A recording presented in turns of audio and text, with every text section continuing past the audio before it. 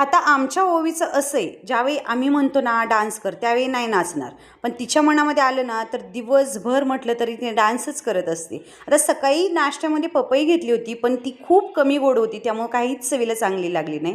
आता स्वयंपाकाला तर सुरुवात करायची होती, पण म्हटलं आज जरा चमचमीत अशी काहीतरी वेगळी भाजी करूयात. तसं तर आमच्या इकडं देखील सुद्धा ही भाजी केली जाते, पण वेगळ्या पद्धतीने, म्हणजेच गोळ्याची आमटी.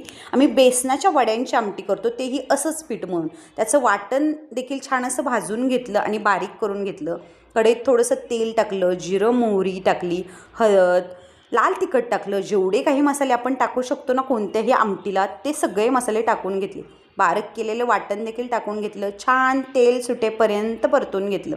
मस्त असं वाटण परतल्यानंतर त्याच्यामध्ये पाणी टाकलं. तर आपल्या आमटीला जेवढं पाणी लागतं ना तेवढं टाकायचं, जेणेकरून त्या गोळ्या शिजल्या पाहिजेत आणि आपली आमटी भात आणि भाकरीबरोबर खाता यावी इतपत पाणी टाकायचं.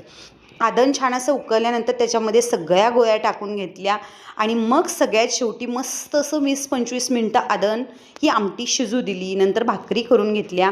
आता भाताबरोबर खा किंवा भाकरीबरोबर खा, मस्त ही गोळ्याची आमटी कशाबरोबरही खाल्ली ना तरी अगदी छानच लागते बरं का. त्यानंतर मस्त असं ताट वाढून घेतलं. ओवीचा डान्स यासाठी चालू होता की तिनं आज फर्स्ट टाईम फ्रॉक घातली होती म्हणून.